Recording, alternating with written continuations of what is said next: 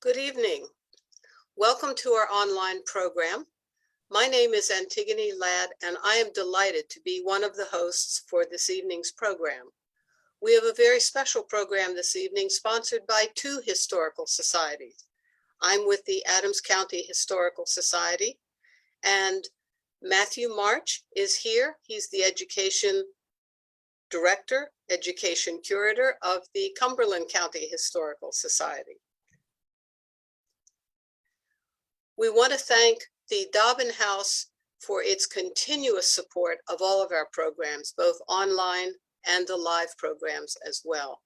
And I'd like to personally thank all of you, our viewers, for consistently joining us for our evening programs and for the donations that you make. You have no idea how much that is appreciated, especially during the pandemic when we were operating on very thin budgets. And so if you like our programs and want to continue supporting us, we welcome every penny that comes through the line. It's very easy. There's a donate button on your screen. Just hit it and we'll take it from there. So let me tell you a little bit about our program this evening.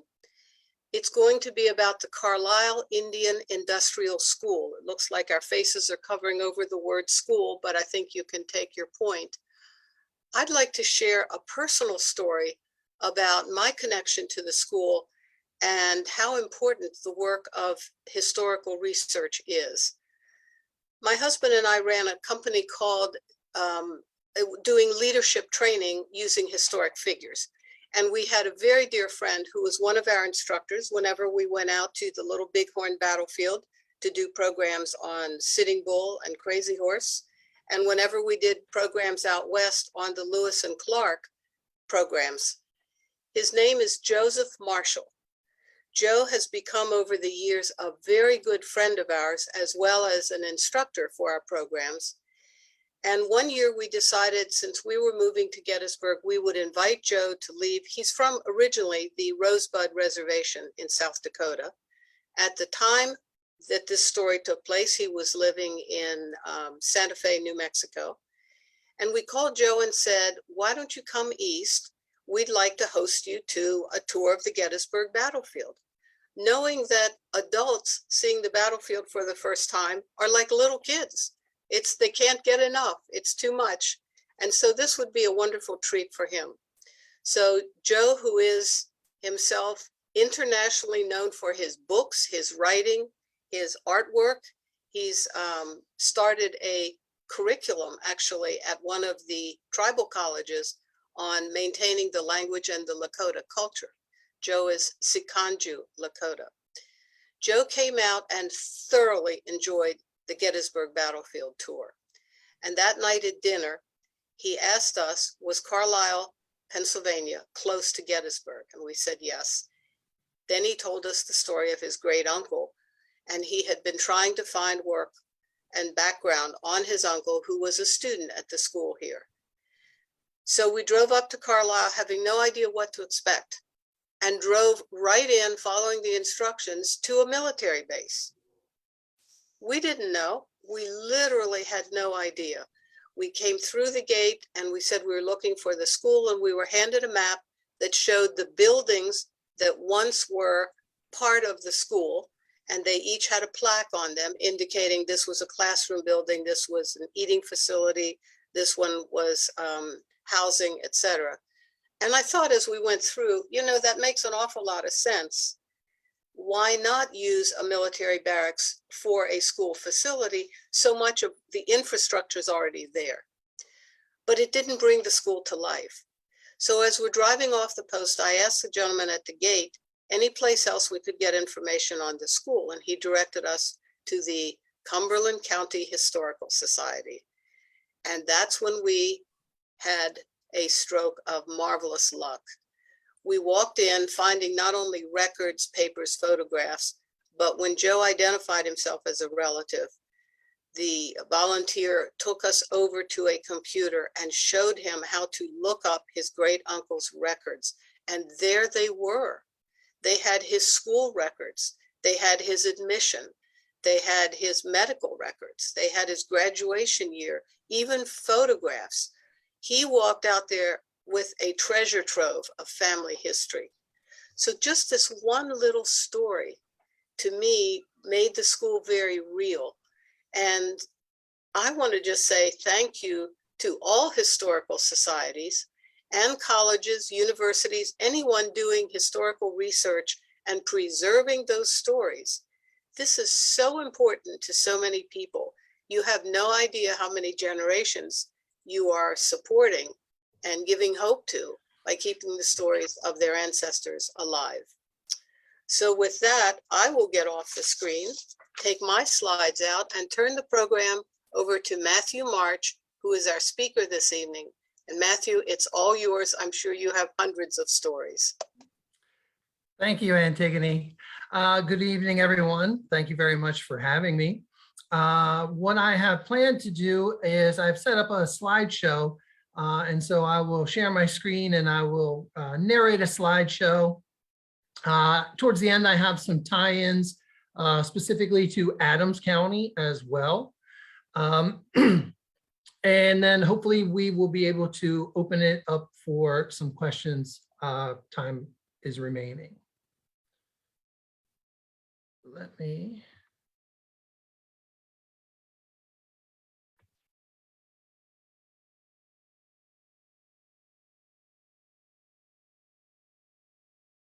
Are we good, Antigone? So here, starting off with this is a school picture. This is on the grounds of the Carlisle Indian Industrial School. This is from about a decade after the school was established. We can tell because it's a very large class, and there are many different indigenous nations represented in this picture alone.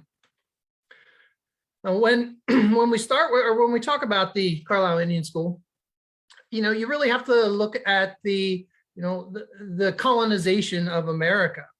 And so if you can imagine having, European colonists arriving on the East Coast, for the longest time, everybody's kind of jammed up on the coast, for 100 years.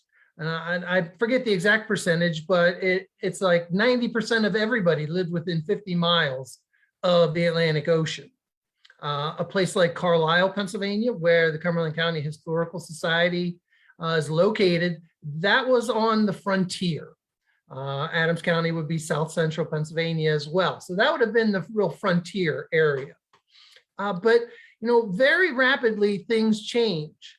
And so when, we have the colonists, or the former colonists by then, kind of win the American Revolution or earn their independence, back then you got what were called the spoils of war. So when the Americans win the war, they all of a sudden get all of the land that Great Britain had claimed was hers. So that would be all the way up to the Mississippi River. And then if you can imagine dominoes falling, America, the United States at that point, just starts amassing land on an exponential scale.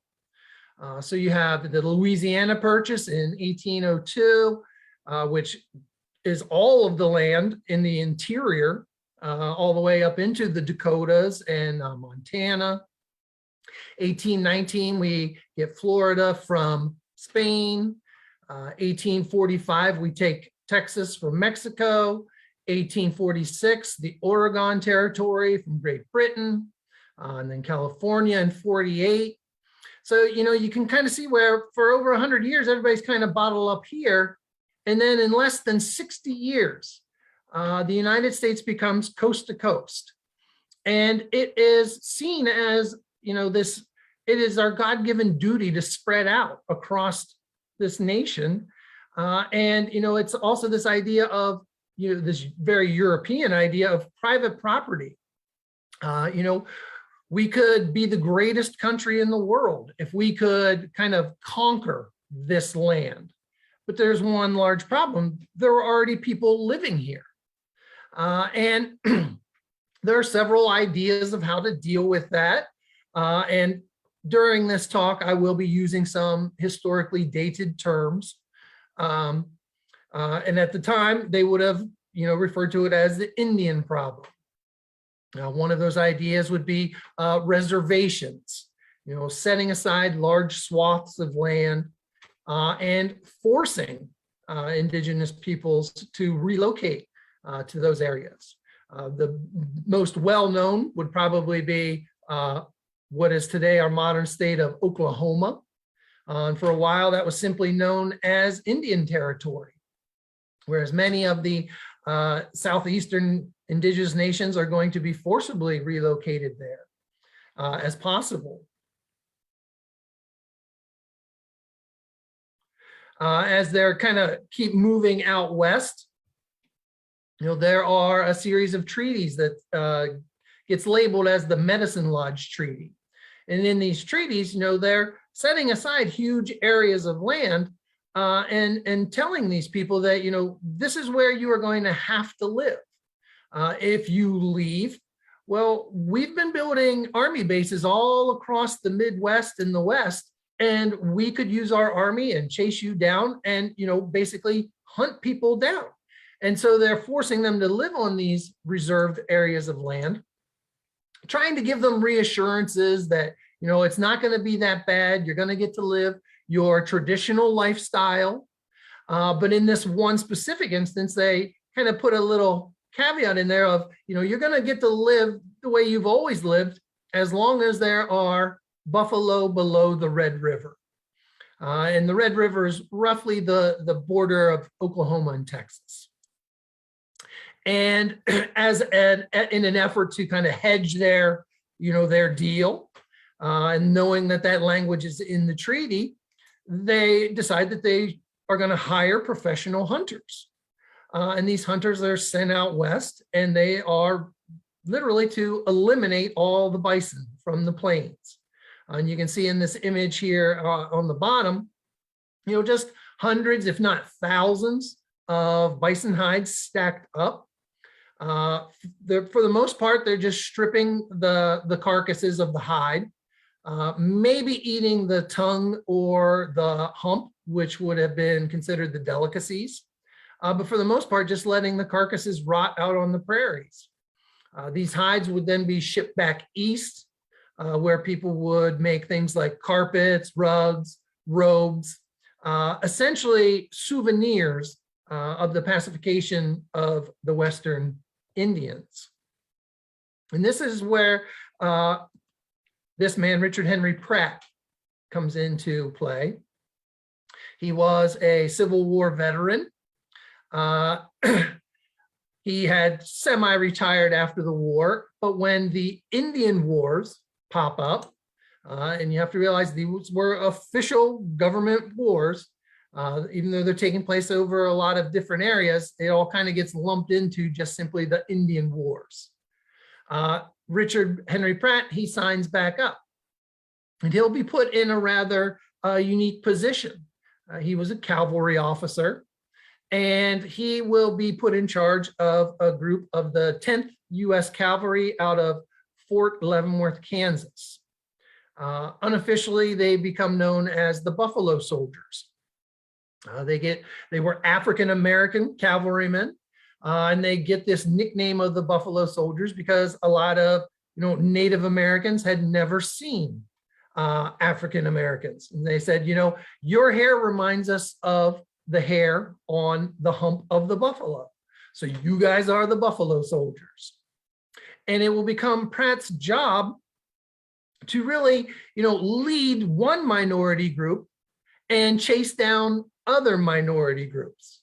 A lot of the indigenous nations that would not submit to United States government authority.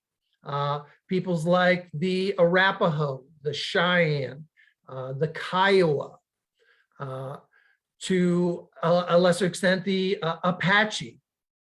And he's going to spend about 10 years doing this. Now, in one of those Red River battles, there had been scores of Kiowa men and several women taken prisoner. And technically they were prisoners of war. And it was Pratt's job then to become their jailer.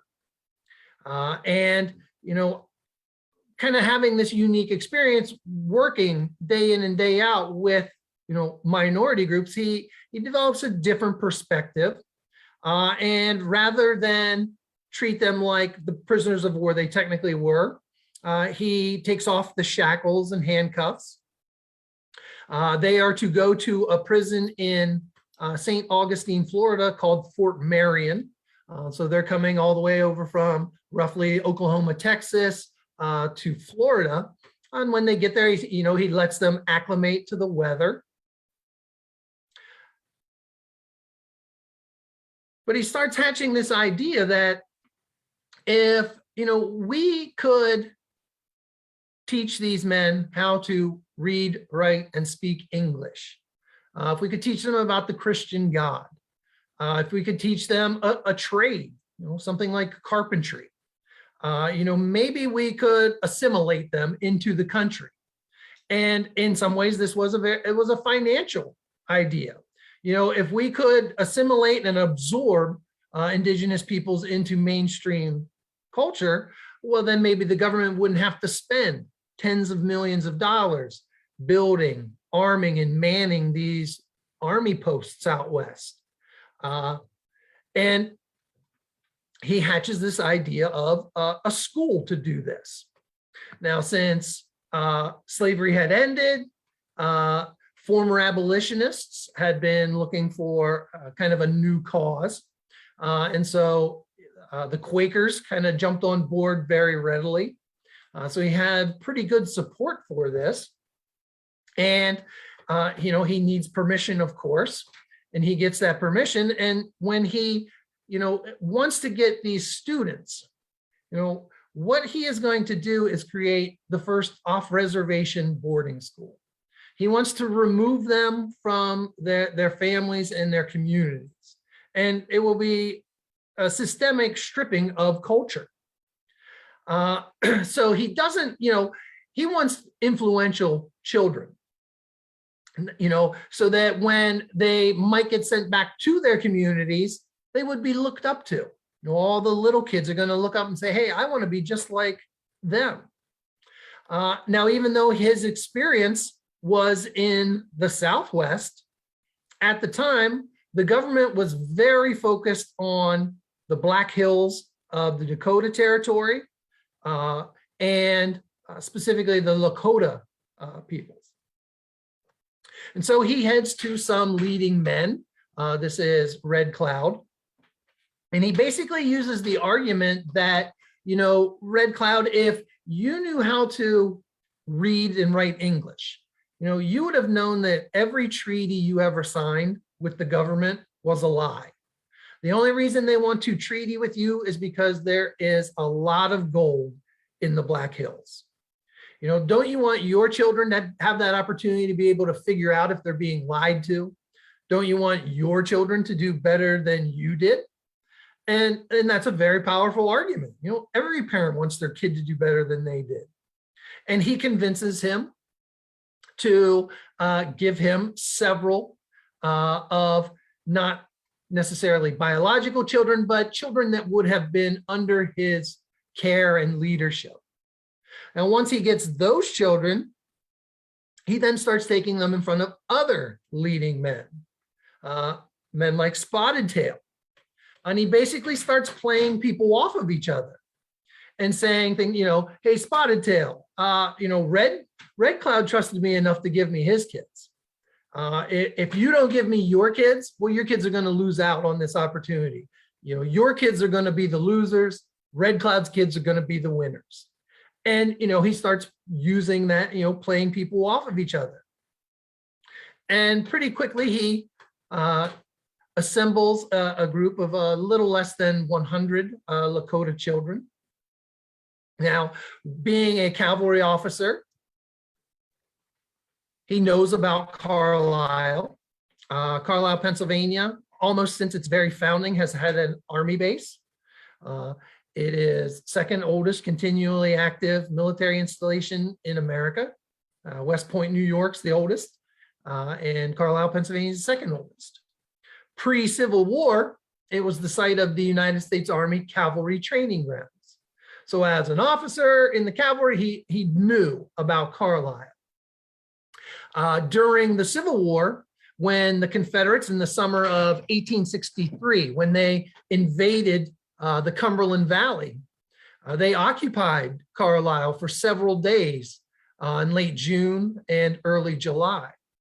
When they left, heading for, getting the message that they needed to be in Gettysburg, and they marched right down the Holly Pike, through the gap at Mount Holly Springs, heading towards Gettysburg. But before they left their encampments, they burned down several of the buildings at Carlisle, at the barracks or at the Army base.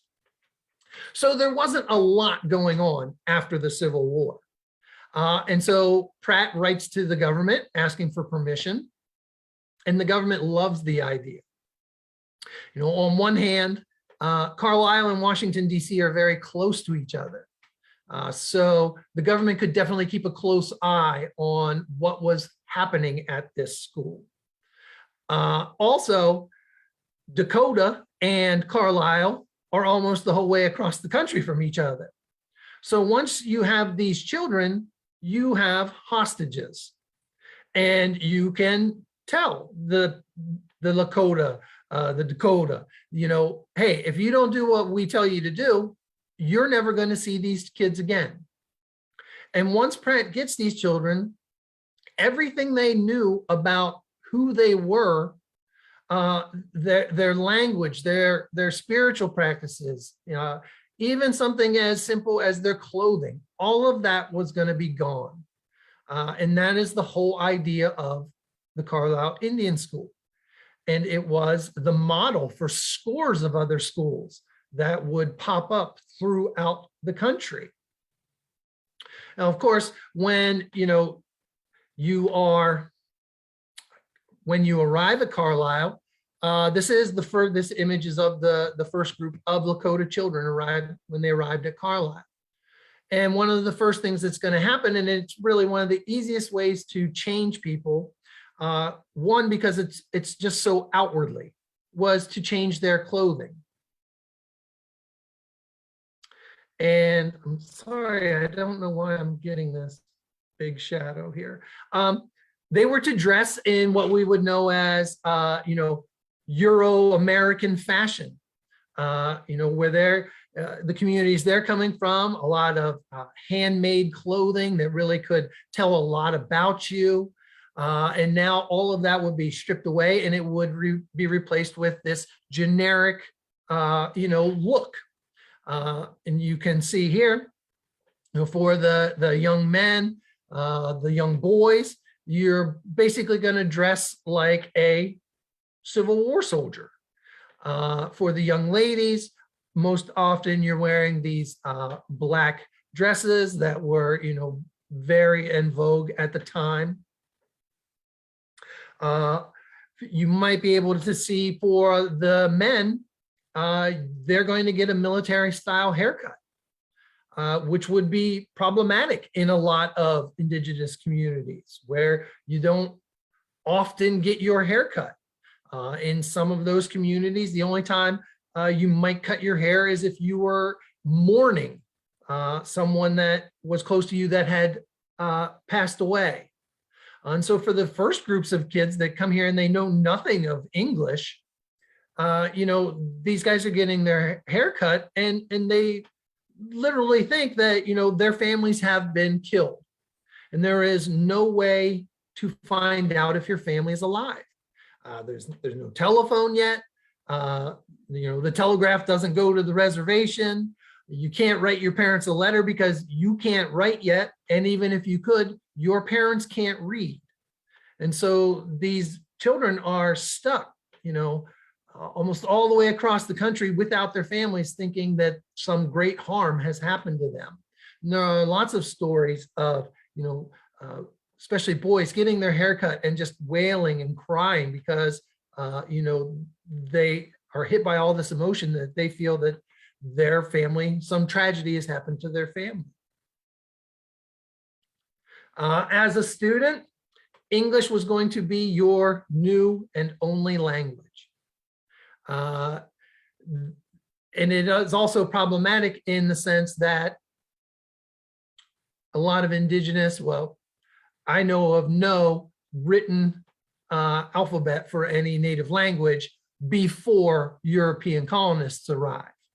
I put this image up because this is Cherokee. It is only created after, Europeans arrive in America. But, can you imagine me coming to you and saying, hey, you're going to need to be able to read this to me in a week? For us, or, that have learned languages by reading, it's a totally different way than indigenous children learned. There was nothing written to read. So you learned things, you learned your history by stories. The old people would tell you stories. They had a moral in them. You learned your history that way. It was pretty well determined what you were going to do in life. So you watched what the older people did. If you're going to grow up to be a hunter, you watched how they went hunting. You made little tiny bows and arrows and practiced so that you got very good at it and could use a big one when you grew up. Young girls, you're going to watch what your aunts do, your mother, your grandmother, and how they take care of families. You did not learn by reading, and it is using a different part of your brain. So then, I like to include this Cherokee just because I assume most people don't know how to read it. So, it would be a very, confusing situation for them, even more so because it's not the way they traditionally would have learned. Now you also are on a schedule. Every minute of every day, you were to be somewhere doing something that, they could account for.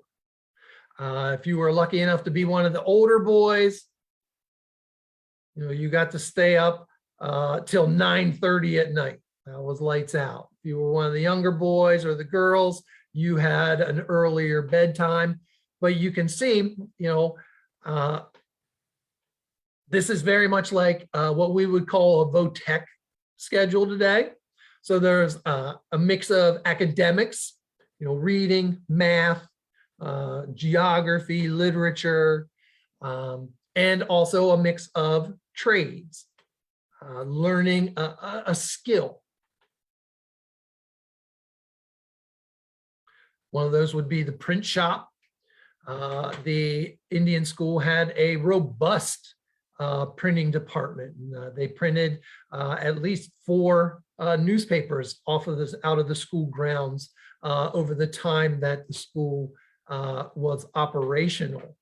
However, the printing or the publications, you can see them as really a form of propaganda. They are writing these articles telling what these children are doing, and then publishing them, and they would be sent out across the country and even in some cases sent across the world to show people, here's what we're doing with, our Indian children here in America. They're doing the jobs that you recognize. There's a fine arts program. Of course, if you can really kind of look at the portraits, they're doing more of what we would consider Western style art, whereas that is not what would have come out of their indigenous traditions. Agriculture was very big. You're learning how to be a farmer, but you're also going to eat, the fruits of your labor. And the Carlisle Indian School model was very much learning on the job. A lot of the buildings that were erected on the school grounds were built by students. If you were going to learn how to be a brick mason, there's really no better way than to start carrying bricks and, physically learn the trade, learning on the job.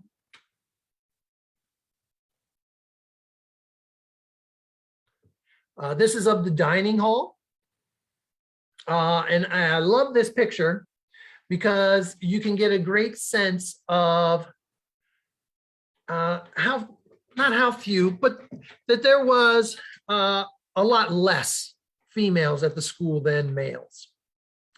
A lot of the Native American tribes, nations, they did not want to give up their girls. They understood, they knew that women instilled the traditions. As the traditional raisers of babies and children, they were the ones that really instilled the culture. And if you lost your women, you were going to lose your culture even faster. And so there are never as many girls, young ladies at the school as there are men and boys. And even the average age for a girl at the school was 13. So a rather awkward time in your life anyway. But then if you can imagine being taken from everything that you knew and being planted in this foreign world, it's hard to realize just what a drastic difference that would have been. A lot of these indigenous communities, nations, they were matrilineal, where women had the utmost respect. They had power. In certain cases, they were the voting members of the community. Now these girls are being placed in a white woman's world in turn of the century, where white women could not vote. If you were married, you could not hold property. You could not take anyone to court. You couldn't collect rents. So you're going from a world where you get all the respect and power and into a white woman's world where you get neither of both of those things.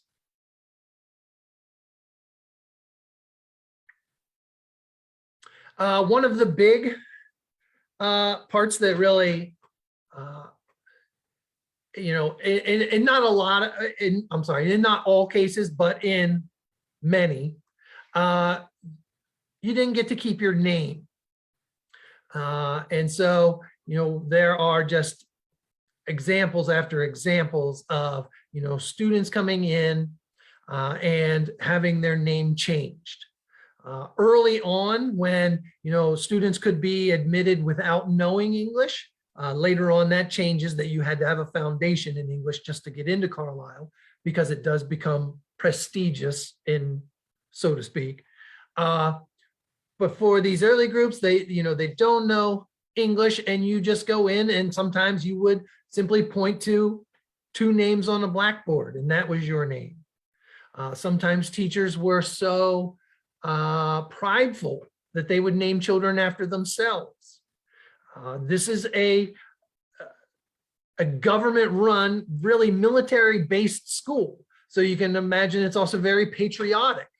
So there might be lists of names where you have on one side, Abraham, George, James, John, and on the other side, Washington, Madison, Lincoln, Jackson, and you just kind of pick, and you could be, Abraham Washington, George Madison, or George Adams.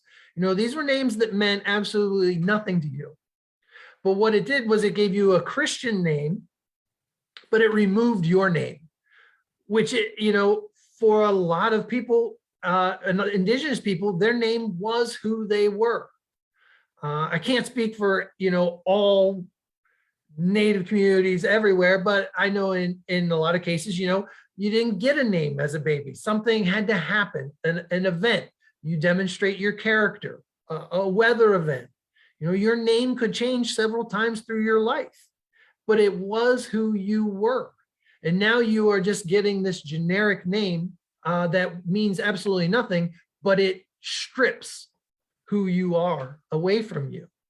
And I use this example because the man on the very left, his name was Konas, and they simply changed it to James Flannery. a name that would have meant nothing to him. Let me just go back 1 second, because one of the other things you were going to, you had to adhere to at the school was no indigenous spiritual practices. You were going to be a Christian. You did often get to pick what type of Christianity you wanted. Early on, they're not really encouraging Catholicism. There's a general anti-Catholic feeling in the country. And in some cases, a lot of Catholic service has alcohol use, which was forbidden by the Indian students. But that also includes things like there was no tobacco use. Tobacco was forbidden. And in some communities, it's part of religious service or spiritual practice.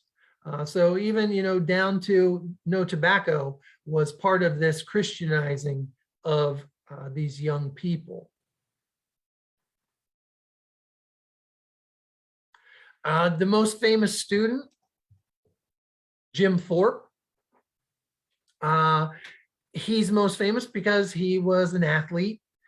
Athletics were huge at the school. And the only reason Jim Thorpe attends Carlisle Indian Industrial School is because he has seen the Carlisle Indians play football when he was at the Haskell School, another Indian boarding school. And that became his goal, to attend Carlisle so that he could play sports. But just like publications, the print shop, just like the band, sports was a form of propaganda. They're teaching these students, these games. Very few of them would be played in Carlisle. The idea was to teach them these games that white Americans knew, and then take them across the country and demonstrate basically, hey, look, we can teach these kids how to play the games And it was a spectacle. And they played at, big events. They played, the Carlisle Indian School played in Soldier Field in Chicago. Technically, this was a high school. But they had to play against college athletics because as a student, there were 8-year-olds, but there were also, 27, 29-year-olds there. So they had to play against colleges. Jim Thorpe, he is one of those who, he liked his time at Carlisle. My opinion, greatest athlete of all time. This is him in his Olympic uniform. This is for the 1912 Olympics in Stockholm, Sweden, where he wins the gold medal in the pentathlon and the gold medal in the decathlon. If you're ever interested in sports, the 1912 Olympics is just an amazing one to research. There had been a couple modern Olympics before it, but this is really the first modern that we would recognize, like electric lighting, electric timing, a photo finish, the first one where Arab and Asian nations could enter. And, Jim Thorpe puts on a display that just shocks the world. And he really becomes the first international sports superstar. Some of his scores in the decathlon are not beaten until the 1970s. So you can imagine going through the Cold War of the United States versus USSR, of who can create the super athletes to show who's the best country. They're still not beating Jim Thorpe's records. And if you can look all the way at the bottom of his legs, he did that with 2 different shoes. Someone stole his shoes, and he finds this mismatched pair in the trash. One was way too small and one was way too big, but he still just dazzles the world with this athletic performance. And of course, then he goes on to, play professional football, professional baseball, and act in movies as well. Now, another form of the propaganda, and Pratt was very aware of what he, of the image he wants to put out there. So he would do before and after photos. Photography wasn't brand new, but it was still this burgeoning technology. And he knew the power of photography. And so you can see these are three Pueblo boys. On the left is when they arrive. And then on the right is after they have been uniformed and haircuts.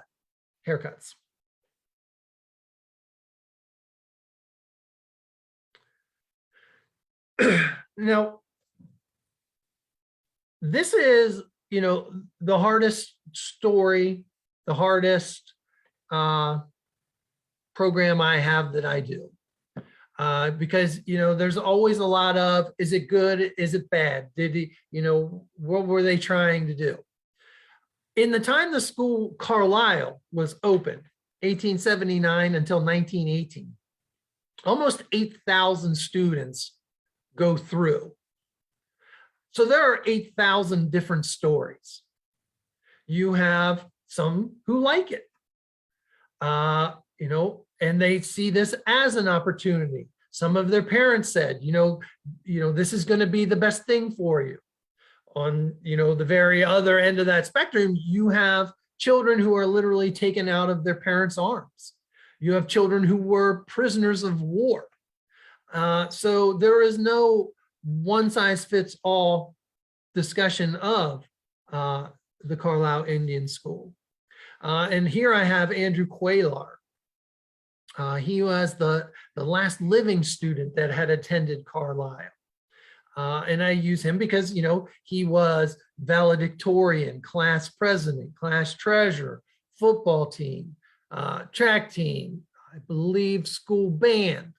And he goes off, joins the military for World War I, comes back, becomes a very successful businessman. And that is, the idea of the school. You also have people like Plenty Horses, who comes to Carlisle, is here for 5 years, but he goes back home, and he is one of these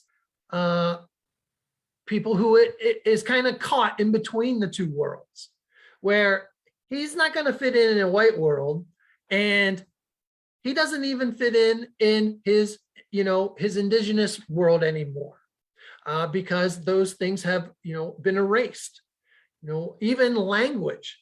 If you speak your native language at school and you get beaten for that, if you're beaten for 8 years because of your native language, you're going to forget it. And then you get sent home, or you go home, and you can't even talk to your parents anymore. And you're really trapped between these two worlds. Now, I use really one image. It's a before and after that I find it's one of the most powerful. It's one of the most well-known.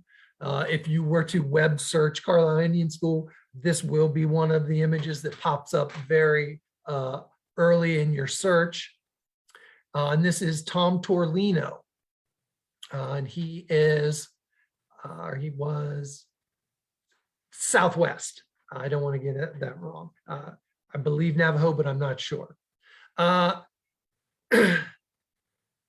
Both kind of sides of this story can be shown in this one before and after, where you have, on the man on the left, everything that made him who he was has been taken from him, has been, sometimes forcibly stolen from him, removed.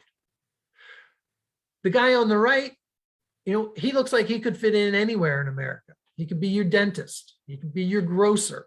And that's the idea of the school. And I find this is a very powerful set of images. Now, of course, they didn't have, Photoshop back then, but they definitely had darkroom developing techniques. This one was also very much planned. The difference in this before and after is 3 years. So if you take this man who has lived in the desert Southwest his whole life, been outside most of his life, and you put him in a classroom for 3 years out of the sunshine, he will get lighter. But then they would accentuate that with developing tricks so that, it is basically, using this image, these get sent around the world. And what the United States is trying to tell the world is that, look, we can take Indians and we can turn them into white people. And our model gets used at different places across the globe as well. Now, one of the, kind of give you some local connections, very local for you. Of course, that Gettysburg is, not far from Carlisle at all, 25-ish miles. There were, of course, field trips. The battlefield was in 1879, it was new and exciting. It's still very exciting, but it's still very raw from the conflict, and it was a huge tourist draw. There were even, veteran reunions are still happening. And so here, Pratt would take groups down to the battlefield, and this is one at Devil's Den. It is a very photogenic spot because he uses it several times. Here is another one, a very larger group. And if this is Richard Henry Pratt right over here towards the right middle. Now, also there were some very local connections to Adams County. This was, it's called the outing program. It was not unique to only Carlisle, but it was very heavily used in Carlisle, and it becomes a model for some other places. And Pratt saw outing as the great assimilator. And the idea of outing was when Carlisle was not in school session, that these children would be sent to Christian families around the area to live with them, to work with them, some cases to learn a trade, but also to get paid. There is a whole contract that it gets drawn up here. This is the list of rules. And of course, pupils are not to use tobacco or spirituous liquors in any form. This or any other offense against good order must be reported to me at the time. Here is one of those outing cards. This was basically the students' pledge to Pratt in essence. So there were a lot of students that did outings in Adams County. And if you this is a map here. Carlisle is right up here.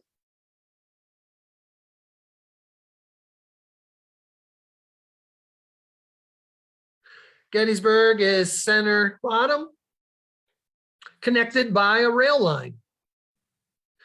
Even here in Carlisle, the rail station that was right near the Indian School was known as the Gettysburg Junction, because that's how you got to Gettysburg. On these on the left are listed all the stops on the way to Gettysburg, and children would be dropped off at all of these. And then, some of them are working in the fruit industry. Some of the girls are going to be learning how to, run a house, how to do a lot of domestic work. But, there's a lot of, you can find, these outing cards. And so there's still, a lot of old names. So Dr. James Stover of Bendersville, the Eppelmans, the Benders, the Peters, same family of Peters Orchard, Prickett's, the Greists, lots of them. And one in particular was the Battlefield Photo Company of Mr. Tipton. He had two apprentices, two young men who learned the photographic trade from him in downtown Gettysburg. I believe it's on Chambersburg Avenue. So you have, a lot of these local connections. And of course, there are, Adams County has a rich Underground Railroad history. And so, you're looking at a lot of the Quakers, but also then once slavery ends, and, those Quakers are very enthusiastic about Indian education. So a lot of the Quaker families then kind of switch over to bringing in these Indian students and having them live with them. Some of these outings, so you have, some are on for 479 days. Some are as short as a couple days. So you just might not have worked out. One I see is 820 days. So 960. So they're all, varying, everybody's individual story.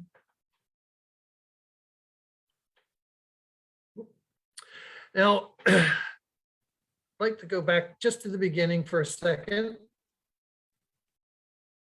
Well, I'll do a class picture here. So the school operates 1879 until 1918. And I mentioned that there were about 8,000 students that went through the school. Now, out of those 8,000, only about 1,000 would graduate. Not a successful academic record at all. Out of 8,000, almost 2,000 run away. And those are some of the most fascinating stories to me, because, in our modern world, some parents won't let 12-year-old children out in their backyard by themselves. Imagine being 12 years old and trying to run away from Carlisle, Pennsylvania to California. And, some of these children make it. How resourceful do you have to be? That there's only one way to get across the country in any amount of time, and that's the railroad.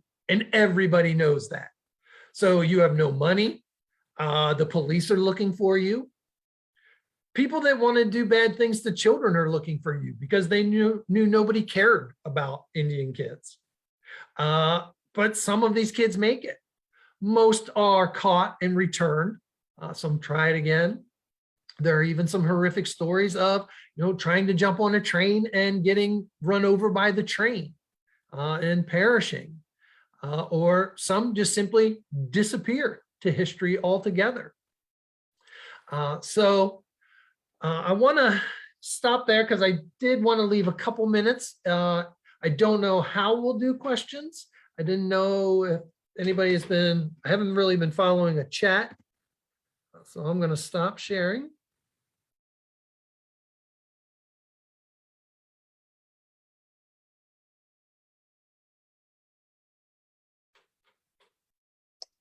Matthew, I have a question about the ages of the students. I was surprised by the photographs because I expected little kids and I saw older kids.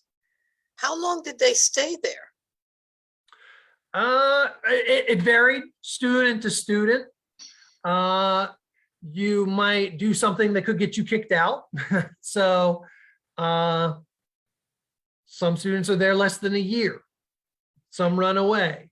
Some are there, the one I referenced, Plenty Horses, he's there for 5 years. You could be there for 7 years. it varied greatly. In some cases you have 25-year-olds who know nothing about English coming in, and they might be getting the same education as an 8-year-old. So it might take them different amount of times just because of their ability. So yeah, it's kind of all over the place. Right. We had a gentleman who wrote in and wanted to know, how do we really know how the students were treated? What kind of documentation do you have that talks about the conditions of this school in particular? I mean, you can't speak to all of them. Well, there are some, oral traditions passed down through families. Some experiences have been written down. And like I said, the experiences vary from, one end of the spectrum to the other. Jim Thorpe in his letters, he's always writing about, oh, dear old Carlisle, how I loved Carlisle. Well, of course, because he was the star athlete. It would be like playing Division I football at any of these major colleges. You're going to eat better than everybody else. The athletes had their own private clothing accounts at the local haberdashery, so they dressed better than everybody else. But if you're the kid who, you came from a poor family and all you're getting is oatmeal gruel all the time, it's going to be a miserable existence. I did fail to mention that out of those 8,000, almost 1,000 die. And they're encountering diseases that they have no natural immunities to.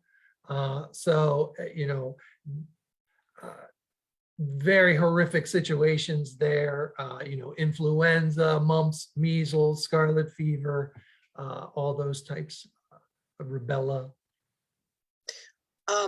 There's been a lot of pressure from Indian nations to take back their students. Has that been going on still? It still is. And again, this is a decision by those nations. Okay.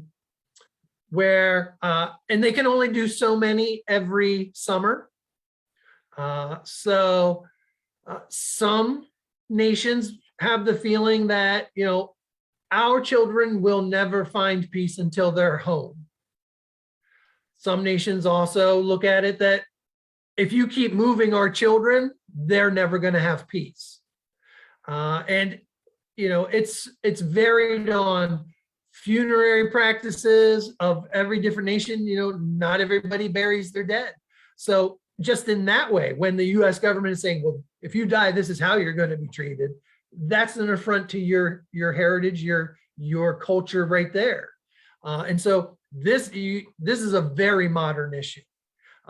This is one of my history programs that is not just something we're looking back, because Carlisle becomes the model for schools all across the country that they go into my lifetime in the 1980s, where there are still atrocities going on, and the systemic breaking down of the indigenous family unit.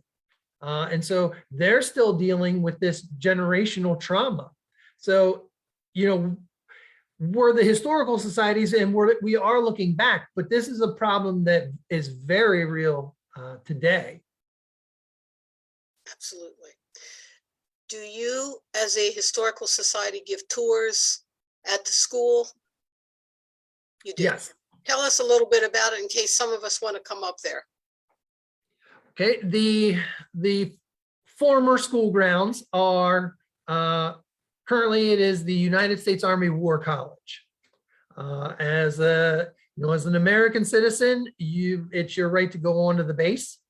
There is a process of security screening because it is an active military installation. It's pretty simple. So you could go there on your own. It is in Carlisle, Pennsylvania. Also, I and several colleagues, we do programming on the Carlisle Indian School. And I even have offered, I do like private chartered walking tours. So we can, if you have a group, and that's usually about a 2-hour walking tour, describing some of the history, some biographical vignettes, but getting to see several of the buildings that still remain. Okay, Thank you. So what I'm going to suggest is if people want to get in touch with you, could you give them your the address for the Historical Society? Yes, and that was going to be one of my plugs because every great tour ends at the gift shop. So I do want to encourage everyone to come to the Cumberland County Historical Society. We are at 21 North Pitt Street, Carlisle. We just opened a brand new exhibit on sports and athletes of Cumberland County as well. Also, we hold a lot of primary documents about the Indian School. We have one of the largest collections in the nation. We have a lot of the publications. We have some artwork, well, I should say some student work, lots of letters, and a treasure trove of photos. Hundreds, if not thousands, of photos. So people could go to the website for the Cumberland County Historical Society. I emphasize the word county because here in Adams County, we have a Cumberland Township, which happens to be where I live. And I'm constantly mixing the terms up. Your Cumberland County Historical Society. Yes. And ours is very easy. It is simply historicalsociety.com. That is our website. We also partner with Dickinson College. And if you want to really look into the research from maybe your own living room, they have a wonderful website that is simply Carlisle Indian School.org. And so you can find those things like some of those outing cards. Every student would have had a student card.